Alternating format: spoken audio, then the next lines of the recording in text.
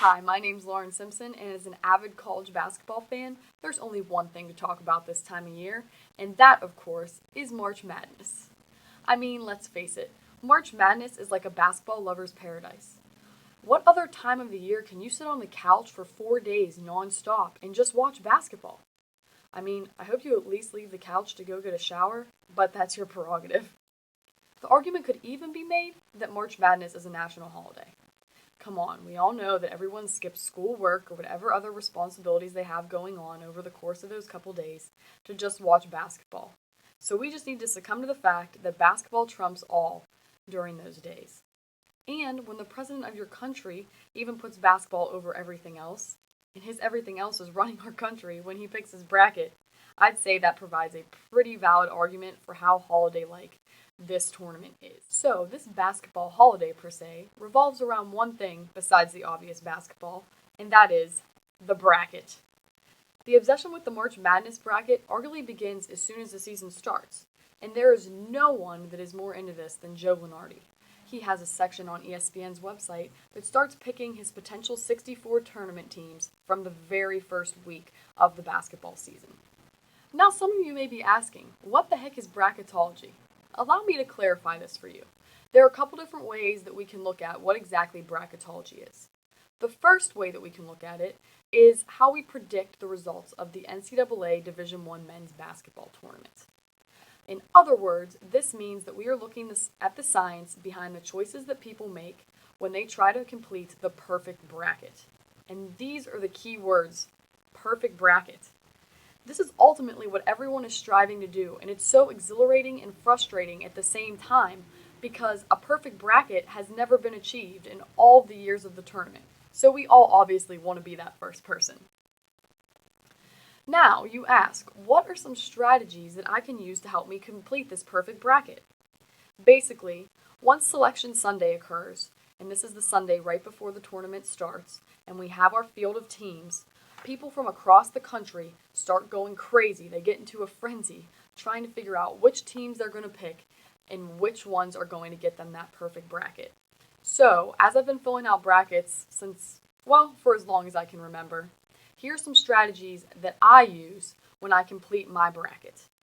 A small disclaimer, my bracket is probably as obliterated as yours is at this point, so no guarantees.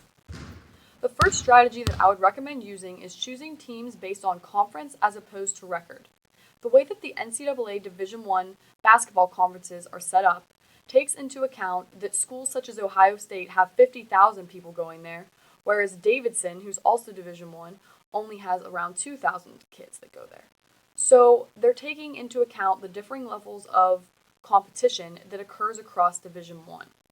So, with this being said, schools that compete in a power conference, such as the ACC, the Big Ten, or the Pac-12, are going to have a lot higher competition than schools such as Davidson that compete in a mid-major.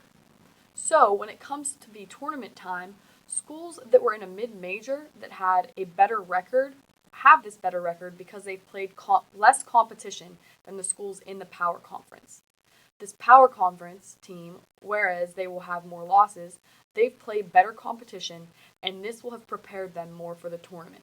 So, pick teams based on conference as opposed to record. The second strategy which I recommend using is similar to the first one. You want to pick teams based on strength of schedule.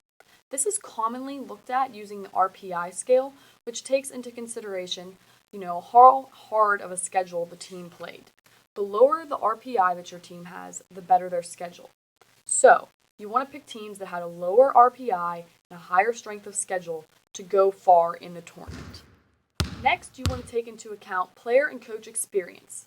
This stage that these coaches and these college kids are playing on is the biggest stage that they undoubtedly have ever experienced in their lives.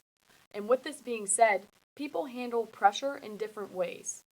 So when it gets down to the nitty-gritty and there's high pressure, those teams that have experienced seniors that have been in this boat before and coaches that have been there as well are probably going to fare a little bit better than those first-timers that have never competed on this stage before. So when you're picking teams, if there's a team with a lot of experienced seniors or an experienced coach, if you're unsure, these are the teams that you want to go with. You also want to remember that the numbers never lie. If you are unsure which teams to pick for your bracket, this is the most sure way to go. Each year, ESPN comes out with a listing of statistics and which upsets have happened in the past several years of the tournament, and they post it to aid you in your bracket completion. This is a great resource, and some of the things they are going to tell you are statistics such as never pick a number 16 seed to defeat a 1 seed in the first round. In all of the years of the tournament, this has never happened. Another one to consider is you want to pick at least 2 number 2 seeds to go down before the Sweet 16, because only once in the last 17 years have all the number 2 seeds made it to the Sweet 16.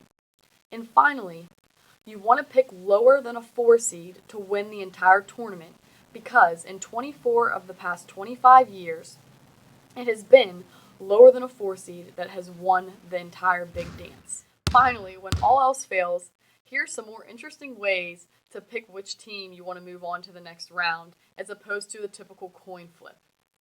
Pick the team that has cooler uniforms, or the team with a funnier mascot. The team that has athletes that you can't stop laughing at their names. And my personal favorite, pick the team of the coach that has less hair.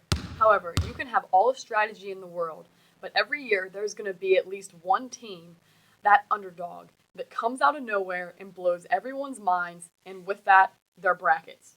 I mean, let's take this year's NCAA tournament for example.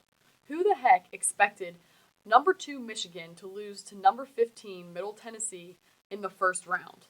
I mean, we all wanted to bash our head against a wall when that happened. Who expected number 3 WVU to lose to number 14 Stephen F. Austin in this same round? And yes, Stephen F. Austin is a school, not a person. Number 5 then went down to University of Arkansas Little Rock. Who even knew that was a school, for gosh sakes? And finally, number 11 UNI defeating number 6 Texas on a half-court buzzer beater. These are things that we will just never be able to predict. Now, despite all the frustration of a broken bracket, this experience is still electrifying all at the same time. Because for once, the saying, anyone can win on any given day, is the truth. It goes straight from a cliche to purely what March Madness is. Anyone being able to win on any given day. So, as I sign off today, I encourage you to embrace this madness no matter how many upsets occur, and enjoy the greatest month of college basketball that goes on for the entire year. I'm Lauren Simpson. Thanks for listening.